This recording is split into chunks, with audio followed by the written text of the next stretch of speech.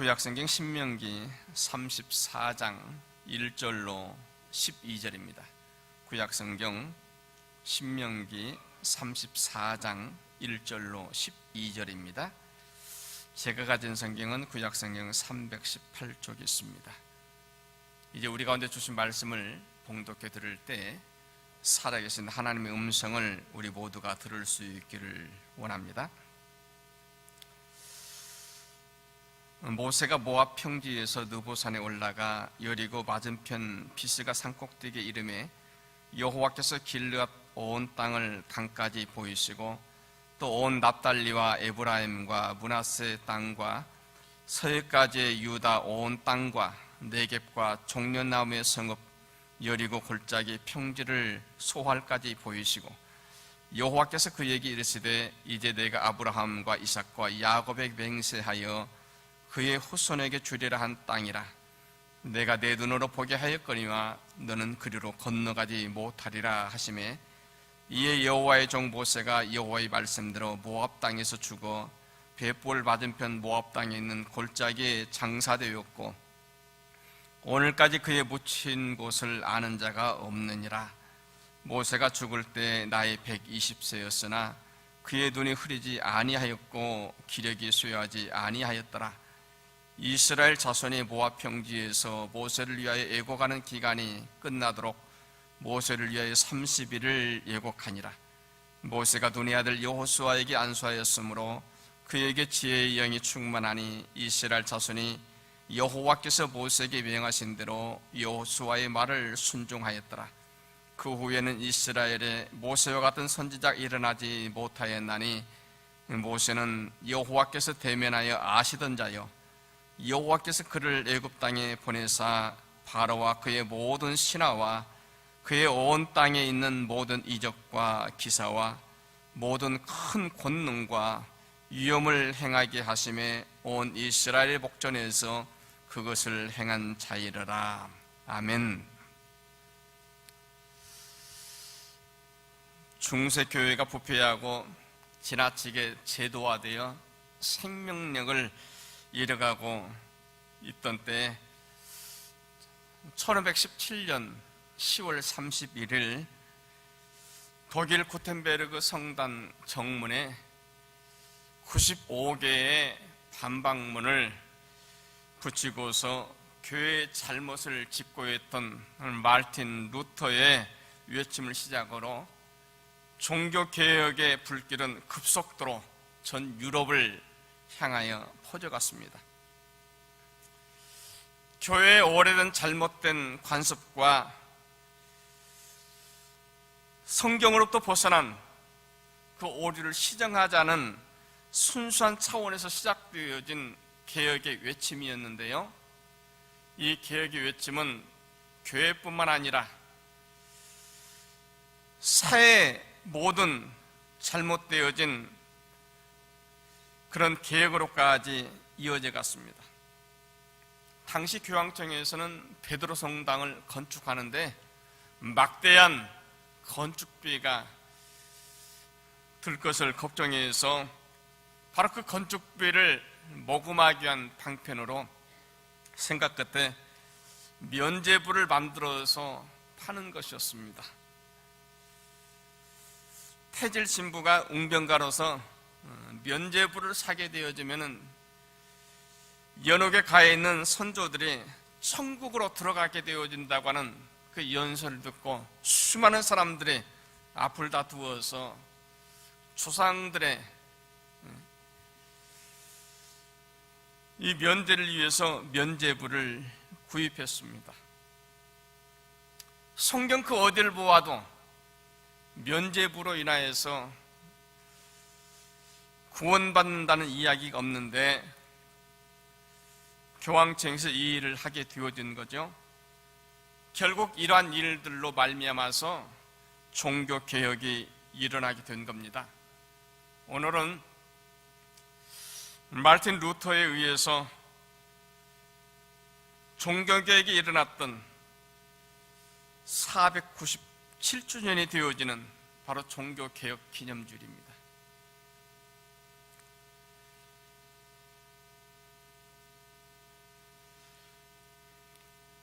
예배당을 아무리 정말 화려하고 대단하게 건축하였어도 그 가운데 하나님의 말씀이 없다고 한다면 아무 소용이 없습니다.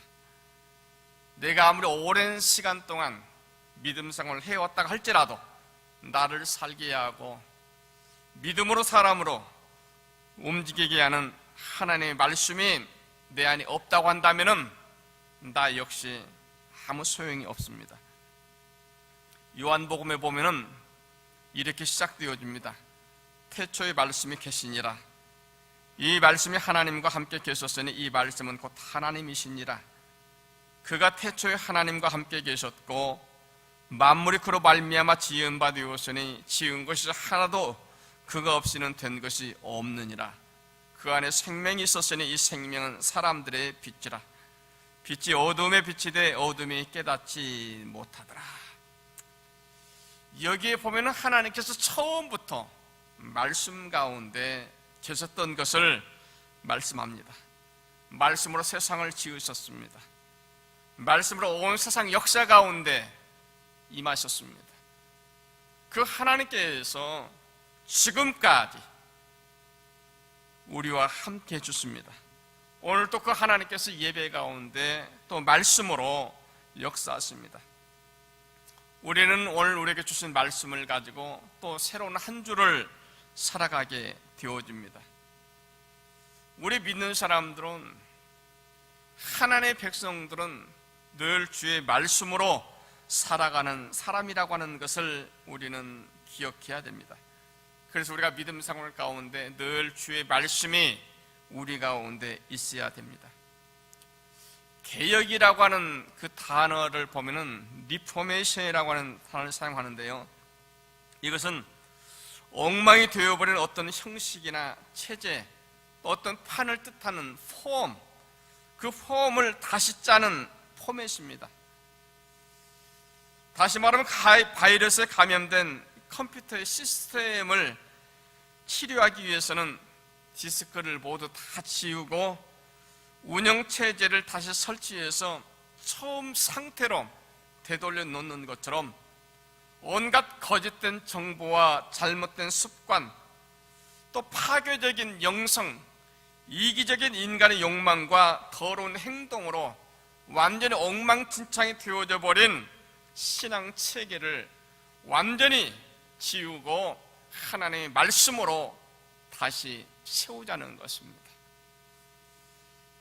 여러분, 내 안에 개혁이 일어나게 되어진다고 하는 것은 하나님의 말씀으로 인하여서 내 안에 있던 모든 잘못된 생각, 습관, 모든 행동들이 다시 새로워지는 것을 의미하는 것입니다.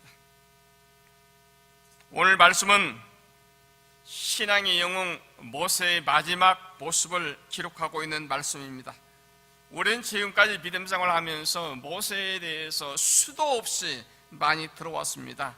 모세의 출생에 대해서, 또 그런가 하면 애굽왕 바로와의 대결에서 아주 멋지게 승리하는 그런 모습이라든지, 시내 산에서 십계명을 받아서 이스라엘 백성들에게 전해주는 이야기라든지, 정말 모세에 관련된 이야기를 우리는 수도 없이 많이 들어왔습니다. 이 모세는 구약성경의 가장 대표적인 인물입니다. 그래서 성경 곳곳에서 모세의 흔적을 우리는 얼마든지 찾아볼 수가 있습니다.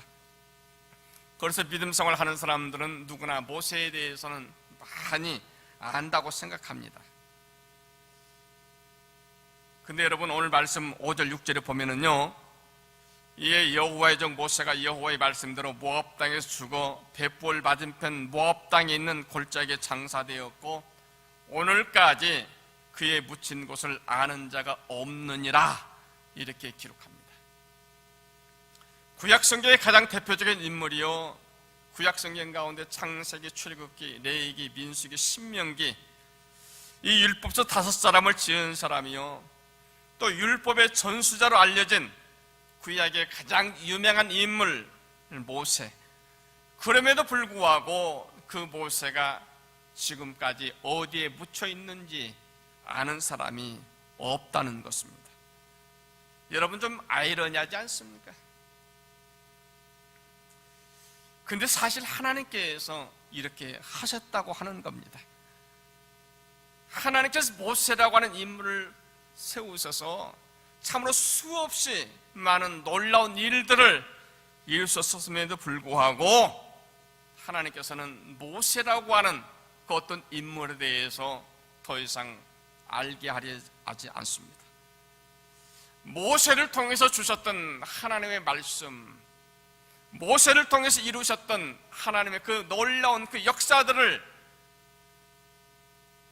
알게는 하시지만은 모세라고 하는 그 인물에 대해서는 더 이상 남겨놓지 않게 하였다고 하는 겁니다. 그저 믿음의 조상 아브라함에게 약속하셨던 하나님의 말씀들이, 하나님의 약속들이 어떻게 이루어졌는지를 그저 모세를 통해서 보이고 싶었던 겁니다. 하나님께서 믿음의 조상 아브라함을 선택하실 때 말씀하셨습니다. 너는 너의 본토 친척 아비집을 떠나 내가 내게 지시할 땅으로 가라. 내가 너로 큰 민족을 이루게 하리라. 하나님께서 이미 수백 년 전에 아브라함을 부르시면서 약속하신 겁니다. 내가 내게 지시할 땅으로 가라. 너로 큰 민족을 이루게 하리라. 그로부터 오랜 시간이 흘렀습니다. 하나님께 약속하셨던 아브라함과 이삭과 야곱이 약속하셨던 아브라함의 후손들의 주리라고 약속하신 그 땅이 바로 눈앞에 있습니다. 그때 하나님께서 모세를 부르셔서 말씀하시는 겁니다. 오늘 말씀 1절로부터 보면은 모세가 모압 평지에서 느보산에 올라가 여리고 맞은편 비스가 산꼭대기에 이름에 여호와께서 길르앗 온 땅을 단까지 보이시고 또 온 납달리와 에브라임과 므낫세의 땅과 서해까지 유다 온 땅과 네겝과 종려나무의 성읍 여리고 골짜기 평지를 소알까지 보이시고 여호와께서 그에게 이르시되 이는 내가 아브라함과 이삭과 야곱에게 맹세하여 그의 후손에게 주리라 한 땅이라. 내가 내 눈으로 보게 하였거니와 너는 그리로 건너가지 못하리라 하시매. 여러분, 여기 보면은 하나님께서 모세를 느보산에 부르시고 맞은편 비스가 산꼭대기에서 앞으로 이스라엘 백성들이 건너가서 살게 되어질 가나안 모든 지경을 다 보여주십니다. 그리고 말씀하십니다. 내가 보는 이 땅은 내 조상 아브라함과 이삭과 야곱에게 약속한 내 후손들에게 주리라고 약속하신 바로 그 땅이라. 이제 그 땅을 준다는 것입니다. 아브라함에게 약속하였던 그 약속을 이제 이루게 하시겠다고 하는 것입니다. 근데 여러분, 그 뒤에 이어지는 마지막 부분에 보면은 내가 내 눈으로 보게 하였거니와 너는 건너가지 못하리라. 이건 또 무슨 말씀입니까? 하나님께서 수백 년 전부터 아브라함과 이삭과 야곱에게 약속했던 약속의 땅, 축복의 땅, 그 가나안이 지금 목전에 있습니다. 하나님께서 모세를 통해서 이스라엘 백성들을 애굽에서부터 인도해서 여기까지 오게 했습니다. 이제 요단강만 건너가면 되는 겁니다. 그런데 하나님께서 모세에게 말씀합니다. 모든 백성들, 아브라함에서 온 모든 이스라엘 백성들은 이제 약속한 대로 그리로 들어갈지라. 그러나 너는 그리로 건너가지 못할지니라.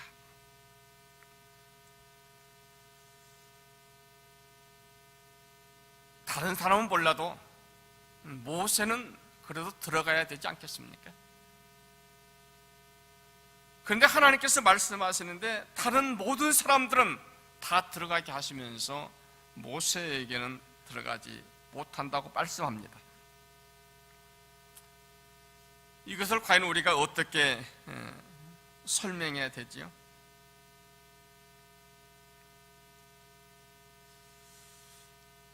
여러분, 우리는 이것을 하나님께 주신 비전이라고 말합니다. 하나님께서 모세에게 주신 비전이 바로 여기까지였습니다. 출애굽기 3장에 보면 하나님께서 모세를 부르시면서 하신 말씀이 있습니다. 3장 8절로부터 보면은 내가 데려가서 그들 애굽인의 손에서 건져내고 그들을 그 땅에서 인도하여 아름답고 광대한 땅, 젖과 꿀이 흐르는 땅, 곧 가나안 족속, 헷 족속, 아모리 족속, 브리스 족속, 히위 족속, 여부수 족속의 지방으로 데려가려 하노라. 이제 가라. 이스라엘 자손의 부르짖음이 내게 달하고 애굽 사람이 그들을 괴롭히는 학대도 내가 보았으니 이제 내가 너를 바로에게 보내어 너에게 내 백성 이스라엘 자손을 애굽에서 인도하여 내게 하리라. 여러분, 여기에 보면 하나님께서 분명하게 말씀하셨습니다. 하나님께서 모세를 바로에게 보내어 이스라엘 백성들 애굽에서부터 인도하여 내게 하시겠다고 하는 것입니다. 모세는 하나님께 주신 명령을 따라서 하나님께 주신 비전을 가슴에 품고 지난 40년 동안 그 일들을 이루어 온 겁니다. 그리고 마침내 이제 이스라엘 온 백성들의 약속의 땅 가나안까지 도달하는 그 모든 비전이 이루어지게 된 겁니다. 지난 40년의 인생, 모세는 하나님의 비전 속에 하나님께 주신 비전을 가슴에 품고 살아온 인생이었습니다. 그리고 마침내 그 모든 비전을 완성할 수 있었습니다. 하나님 주신 모든 비전을 이룬 지금에 있어서 더 이상 아쉬운 게 아무것도 없습니다. 모세가 가나안을 들어가지 못해서 아쉬웠다든지 또 슬퍼했다든지 또 불평을 했다든지 그러한 어떤 기록도 성경은 찾아볼 수 없습니다. 오히려 히브리서 11장 말씀을 보면 믿음으로 모세는 그리스도를 위하여 받는 수모를 애굽의 모든 보화보다 더 큰 재물로 여겼으니 이는 상주심을 받았음이라 이렇게 말합니다. 모세는 이 땅 위에서 받는 그 모든 고생과 수모를 그리스도를 위해서 받는 수모라고 생각했습니다. 지금 내가 당하는 수모와 고난, 이 모든 것들은 하나님께로부터 더 큰 상급을 받게 되어지는 더 귀한 일이라고, 더 값진 일이라고 생각한 겁니다. 가나안 땅에 들어가지 않아도 충분했습니다. 그저 나에게 주신 하나님의 비전을 이 땅 위에서 온전히 이룰 수 있다고 되어지는 것, 이것이 더 기뻤습니다. 오늘 말씀 7절에 보면은 모세가 죽을 때 나이 120세였으나 그의 눈이 흐리지 아니하였고 기력이 쇠하지 아니하였더라 말씀합니다. 무슨 말씀이에요? 모세가 숨을 거둘 때 그 나이가 120세가 되었는데 그때까지도 눈이 흐리지 않았습니다. 기력이 조금도 쇠하지 않았습니다. 다시 말하면은 우리 생각으로는 정말 그 상태에서는 앞으로 한동안 더 살아도 되었다고 하는 것입니다. 죽는 그 순간까지도 전혀 눈이 흐리지 않았습니다. 아직도 기력이 충분합니다. 마지막 순간까지도 그 어떤 다른 사람의 도움 없이도 스스로 감당할 수 있었다고 하는 겁니다. 여러분, 우리가 인생을 살아가면서 이렇게 산다면은, 이렇게 살다가 우리 인생을 마친다고 한다면은 정말 얼마나 복되겠습니까? 제가 아는 한 분이 계십니다. 예전 한국에서 목회했을 때 아시던 그 장로님이신데요. 그분은 대학 교수로 이제 은퇴하신 이후에 주어진 삶을 사시다가 하루는 몸이 좀 불편해서 그분 아들이 이제 심경외과 아주 유명한 의사였는데 그 아들 친구가 원장으로 있는 내과병원에 들어가셔서 학교에서 들어가셨습니다. 이제 그것으로 끝. 검사를 받는 가운데 그대로 숨을 거두셨습니다. 어떤 사람들은 이러쿵저러쿵 얘기합니다마는 그분이야말로 정말 가장 행복한 죽음을 맞이했다고 생각이 되어집니다. 바로 모세처럼. 사실 그분 그 전주까지 교회에 나오셔서 같이 예배 드리시고 또 모든 분들에게 기쁨의 악수도 나누셨고, 바로 그런 분이 있는데 자기 스스로 병원에 가셔서 그냥 그대로 마지막 순간을 맞게 되어진 거죠. 임종을 보았니 못 보았느니, 여러분 그게 그렇게 중요합니까? 요즘은 유언장은 미리 쓰잖아요. 나중에 그냥 기력이 하나도 없을 때, 알아듣지도 못할 때 별로 그거 중요하지 않습니다. 그래서 오늘 주시는 이 모세의 모습처럼 그렇게 살 수만 있다고 한다면 얼마나 귀하겠습니까? 마지막 순간까지 그 누구에게 의탁하지 않아도 되는 그런 삶. 요즘은 사람의 수명이 많이 길어졌습니다. 조선시대 때는 사람의 수명이, 보통 사람은 한 35세, 그리고 양반들은 조금 나아져서 한 40세 됐다고 합니다. 왕들은 조금 더 좋은 것을 먹고, 또 이제 그 내관들의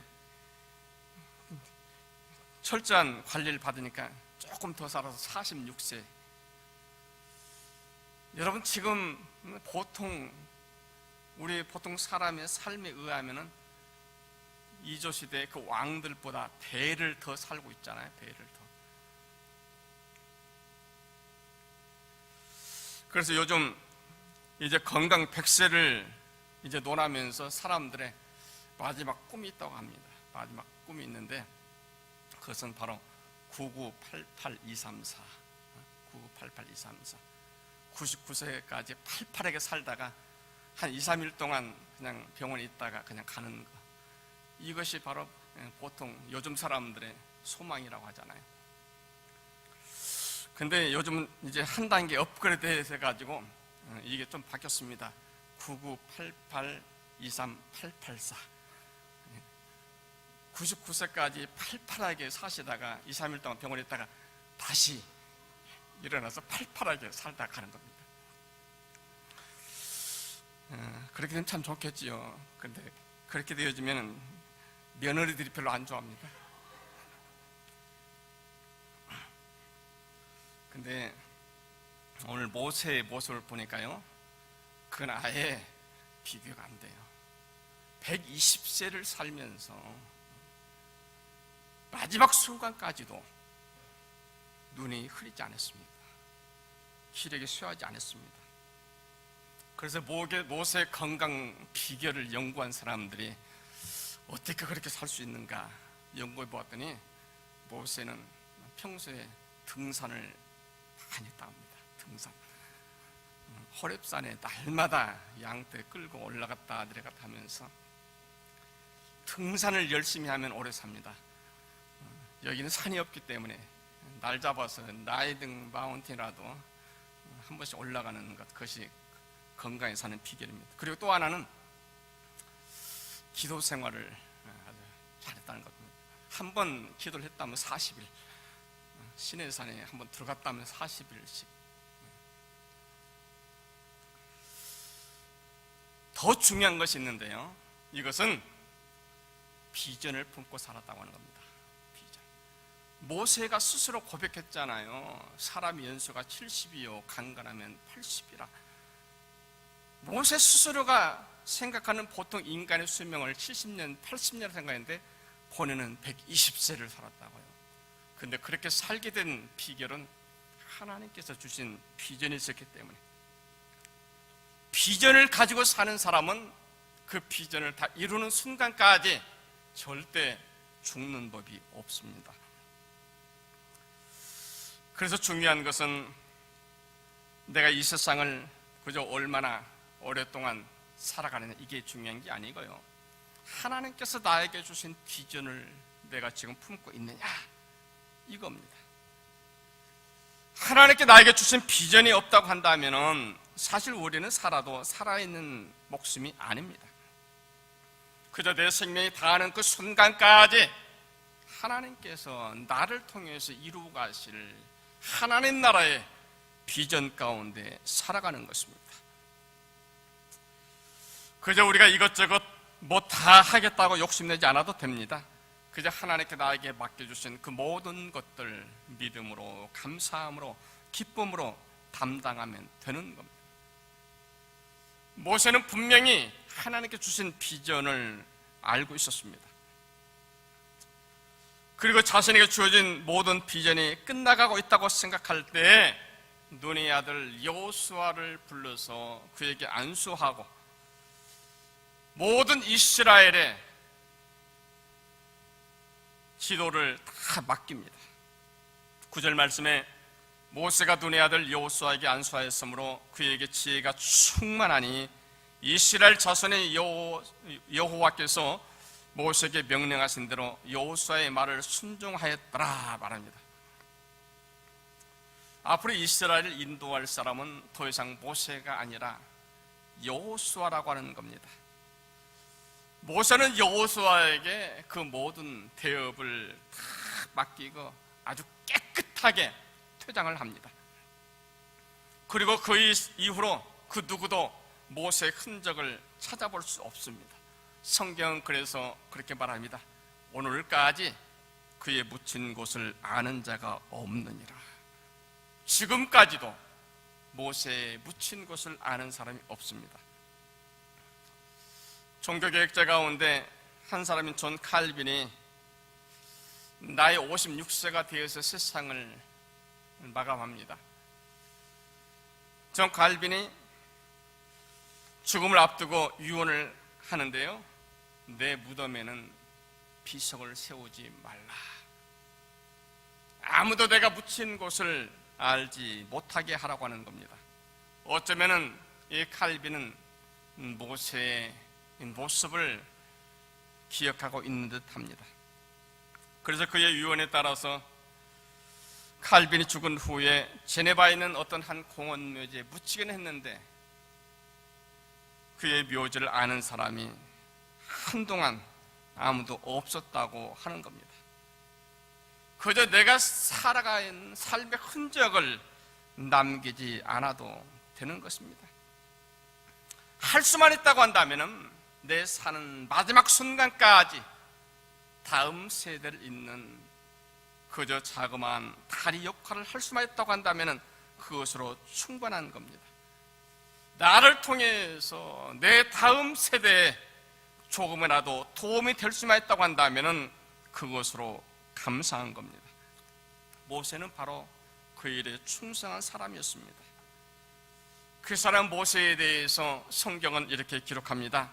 10절로 12절에 그 후에는 이스라엘에 모세와 같은 선지자가 일어나지 못하였나니 모세는 여호와께서 대면하여 아시던 자요 여호와께서 그를 애굽 땅에 보내사 바로와 그의 모든 신하와 그의 온 땅의 모든 이적과 기사와 모든 큰 권능과 위엄을 행하게 하심에 온 이스라엘 목전에서 그것을 행한 자이더라.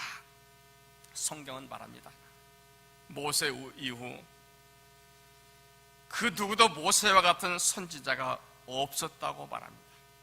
왜냐하면 모세는 하나님과 직접 대면하여 아는 사람이었습니다.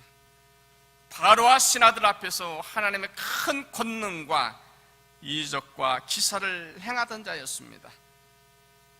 온 이스라엘 백성들을 가나안 땅으로 인도하는 광야 여정 속에 하나님의 권능을 보이던 사람이었습니다.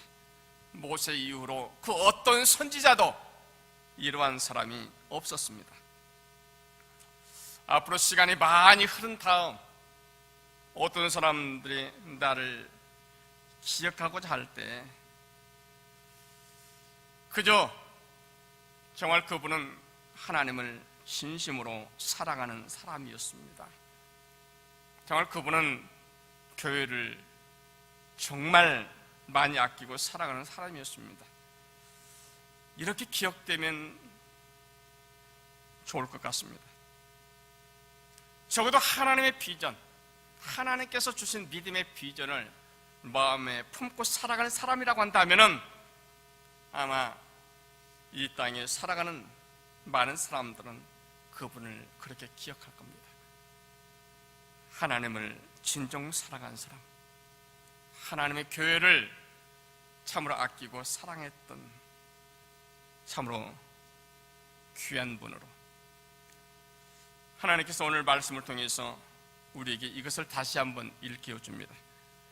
하나님 주신 귀한 말씀을 인하여서 정말 내 삶의 마지막 순간까지 주신 믿음의 비전 속에 하나님께 감사하며 살아가는 저와 여러분 모두가 될 수 있기를 간절히 소원합니다. 기도합니다.